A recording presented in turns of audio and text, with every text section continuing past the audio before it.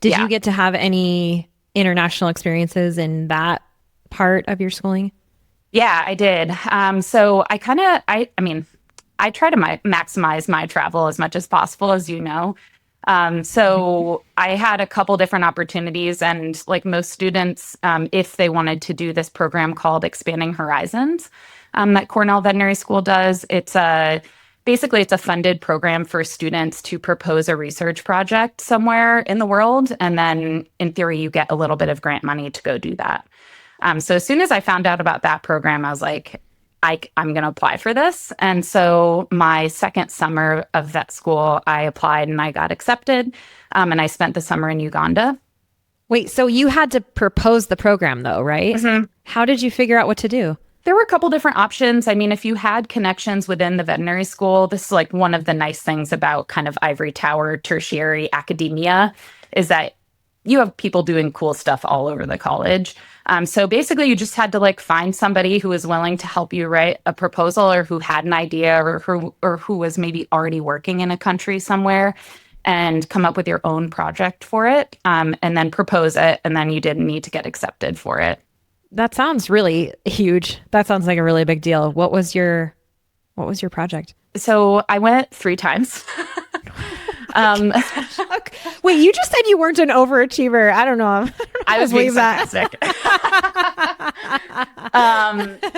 Yeah. Who would have thought? So my first summer I went to Uganda. My project was studying basically to see how much Ehrlichia, which is a tick-borne disease, was present in the stray dog populations down there, because it's just something that's never really been looked at. And so we did a lot of blood tests on dogs. I worked directly with a veterinarian in Entebbe in Uganda, and I lived with him for the whole summer in his spare room. We had no showers, so I was taking bucket baths for the whole summer. But yeah, it was great. I mean, we would drive around and go. He did private like work as well. There are a lot of expats in that community, and also locals that have dogs, or have a collar on a dog that wanders around the streets. Yeah, sure. But yeah, we basically drove all around Uganda, taking blood samples from dogs. And usually as a result, like part of the reciprocation was that we would be rabies vaccinating them. So there was incentive to try and get, people to let us draw blood on their dogs. Because sometimes there's a little bit of a cultural barrier for things like that. They think you're taking something without giving something back. And that's a thread that I've found throughout my international travel. Like, a lot of you just have to make sure that this is something that's working for everybody, right? Yeah. Like the last thing I want to do is show up in a place and then take and then leave. So usually there's some sort of incentive to, get people to agree to work with you. Yeah. Well, so you were able to be vaccinated against rabies as you were doing your studies. This was one of your projects though, right? Yeah, that was my first project. 3 times. So what were the other ones? So my second year in 2012, I went to Indonesia and I lived on Java for the whole summer. And my project was actually doing soil sampling. But the link to public health and veterinary medicine is we were looking for anthrax, which we found. And the reason for that is that the Javan rhinoceros is one of the most endangered rhinoceros species on the planet. There are like 35. And so they were dying, and we know that cows and water buffalo were also dying, kind of in ways that anthrax presents, like suddenly dying in a field. That maybe there's been recent rain and the soil has been kind of, unearthed a little bit or settled in a different way. And so we had asked the government whether they thought that anthrax could be a possibility. And I say we because I worked with a professor who was already sort of involved in this. And they claimed that there wasn't any anthrax present. And so we were just looking. And so we would go to all these villages around Ujung Kulon National Park, and going back to like making sure that everybody's on the same page with what's happening. That was probably one of the biggest barriers to actually be able to do what we wanted to do, just from, again, a cultural standpoint of permission. So we had to arrange a village meeting at each village that we went to. We had to meet with the chief of the village. Then we also needed paperwork done at the Ministry of Agriculture.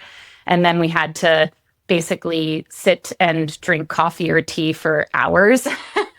And it's mostly just a trust standpoint. It's not even, talking the logistics the whole time. It's just hanging out.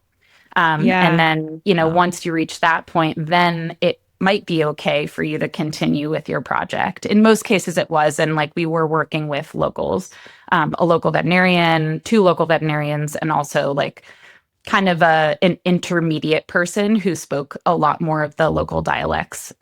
So yeah, there was a lot of sitting and waiting, but also kind of one of the best ways to experience doing that. We're usually outside. Sure. I hear about that though in a lot. There are, I mean, we do things a certain way in this country, but the rest of the world doesn't Oh no. really work like this. And so I hear that a lot in a lot of projects like this that you need. I mean, and it's so good. It's such a good approach to gain the respect and the trust of the locals. You have to do that. You have to. Yeah. I mean, there's no other way to do it in your case. Yeah. So. I mean, I go back to people using the term island time where like things just run a little bit slower. Like, I think that is definitely something that I've experienced pretty much everywhere where I've done work. Like, the US is so driven, so go, go, go, like to a fault sometimes. But there it's like, all right, let's dial it back a little bit. Like, who are you? What are you like? Now we can move on. What are you trying to do? But yeah, it was a lot of steps to get to the ultimate final project. Wow. So what were you able to accomplish there?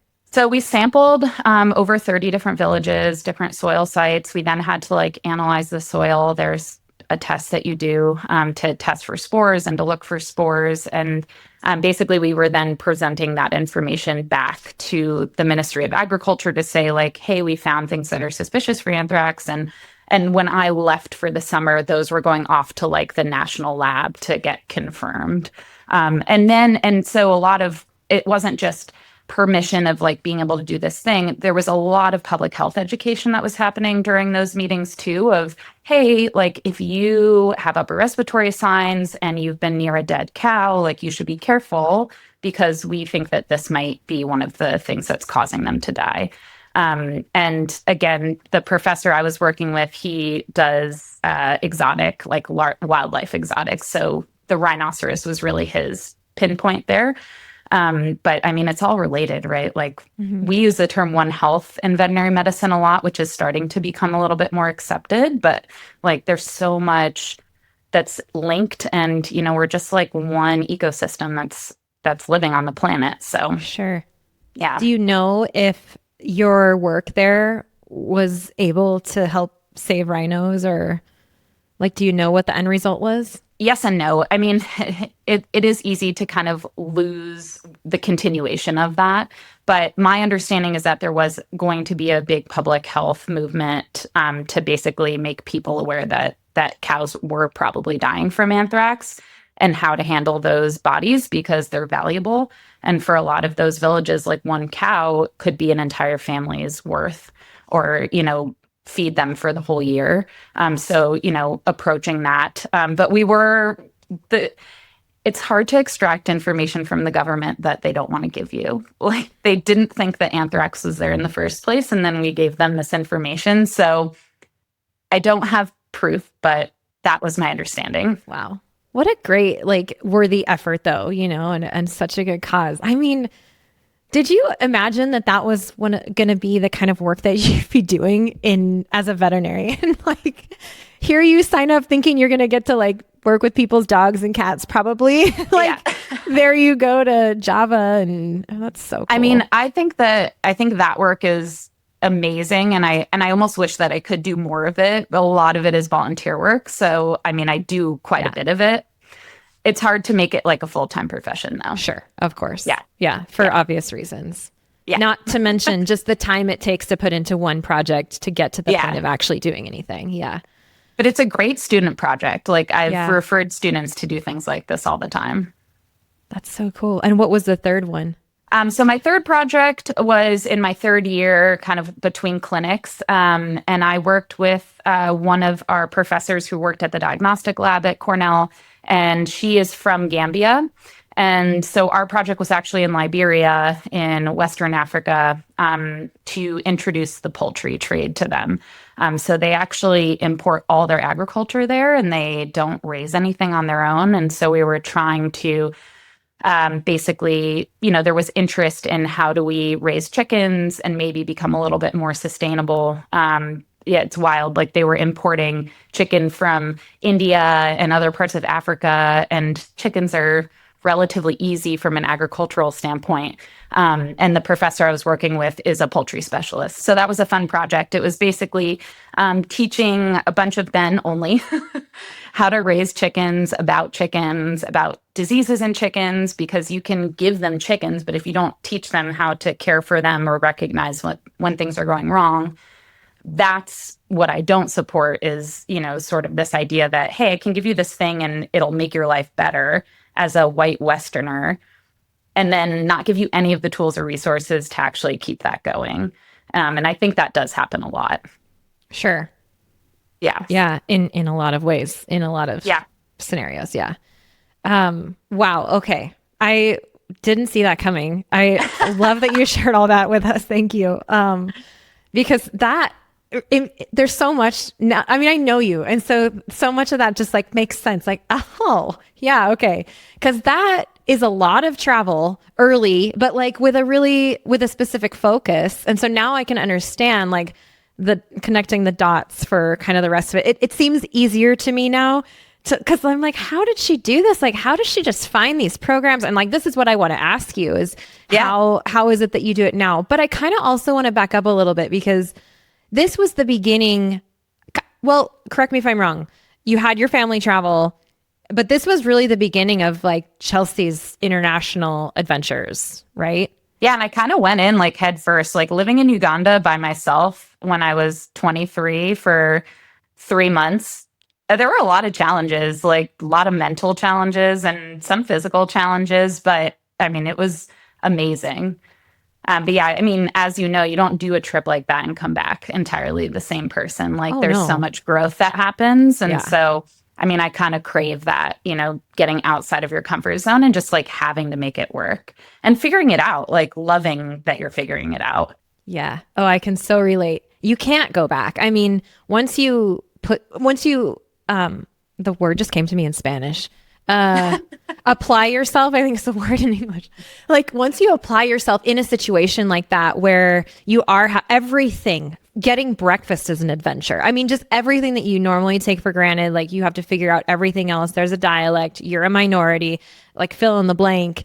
There is no coming back from that. Like you can only go forward and you can only continue to then I feel the same way. It's like a craving, but it's like these muscles in a body that you're exercising, and like you got to keep exercising those muscles, otherwise they atrophy, and so absolutely. Therefore we just continue to seek experiences that do that to us.